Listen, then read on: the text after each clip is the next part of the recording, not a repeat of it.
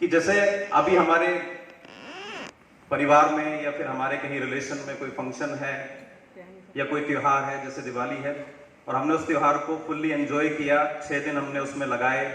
कोई शादी में हम गए, उसमें हमने 6 दिन दे दिए।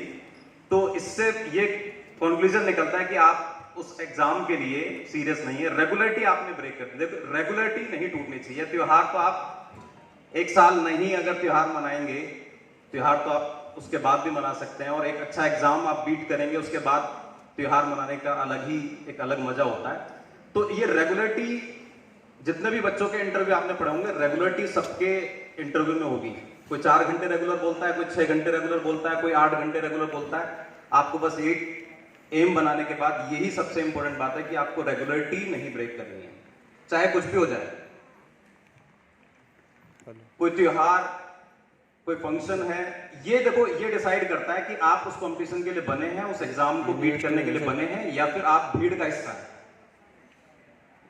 अगर आप एक साल के लिए, एक साल भी नहीं है, 6 महीने हैं, 6 महीने के लिए आप ये कर लेते हैं, तो सबसे पहली चीज ये इंपॉर्टेंट है, अगर आपने ये अपने माइंड को इस लेवल पे तैयार कर लिया अपने आप को कि मैं बिल्कुल भी डिस्टर्ब नहीं होऊंगा। रेगुलरिटी का मतलब 4 घंटे रेगुलर तो 4 घंटे रेगुलर।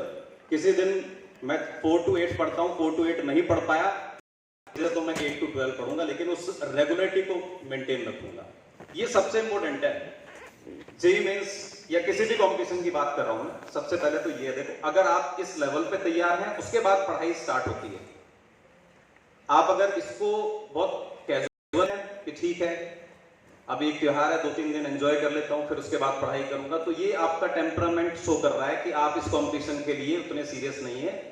क्योंकि आप सोचिए ना, आप यहां पर बच्चे, अगर 1000 बच्चा बैठा हुआ है और हम इन 1000 बच्चों में से हमने कोई टेस्ट लिया और कोई एक पर्टिकुलर बच्चा टॉप करता है और वो ये समझ ले कि बस मैंने एग्जाम क्वालिफाई कर लिया, तो ये एक तरीके से आप एक चीज को समझो कि कंपटीशन इन 1000 बच्चों में नहीं है, आपका कंपटीशन 8-9 लाख बच्चों में है।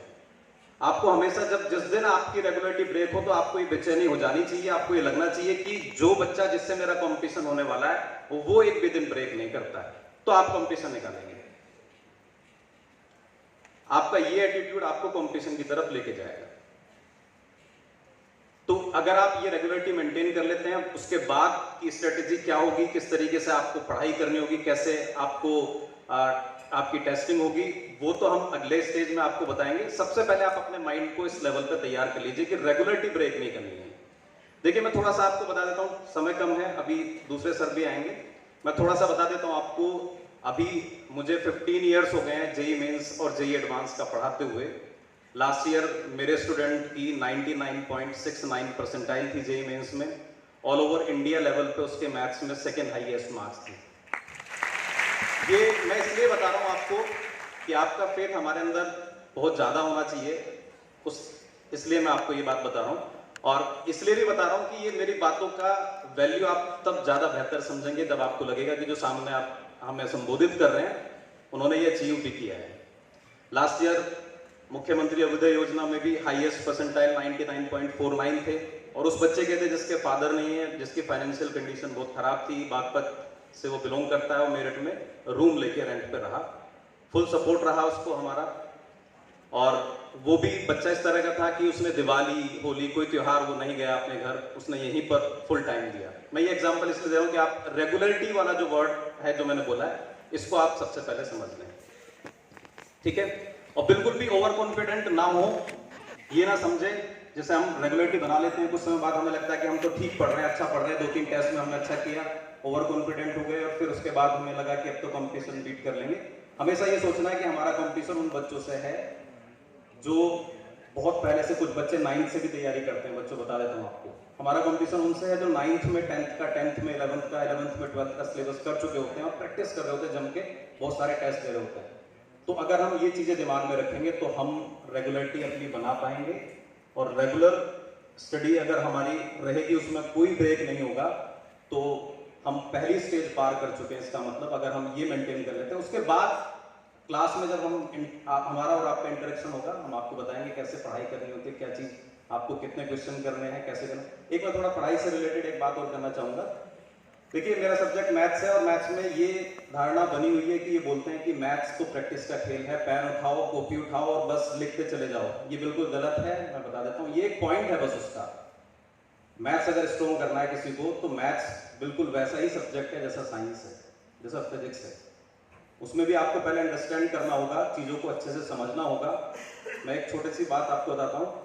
एक बच्चा 1000 क्वेश्चंस करता है किसी पर्टिकुलर चैप्टर के और वो खुश हो जाता है। 1000 एक जैसे क्वेश्चन करके, एक लेवल के, बेसिक लेवल के 1000 क्वेश्चन करके बहुत खुश हो जाता है। पूरा एक रजिस्टर उसने पढ़ दिया, उसे लगता है उसने बहुत अच्छा किया। मैथ्स की बात बता रहा हूँ आपको, मैथ्स में ऐसा होता है। लेकिन 1001वां क्वेश्चन जो एग्जाम में आएगा कंपटीशन में, वो उससे नहीं होगा, क्योंकि उसने वैरायटी नहीं की। उसने बस एक टाइप के क्वेश्चन फॉर्मूले पढ़ के और ऐसे समझा कि मैथ्स तो प्रैक्टिस का खेल है बस।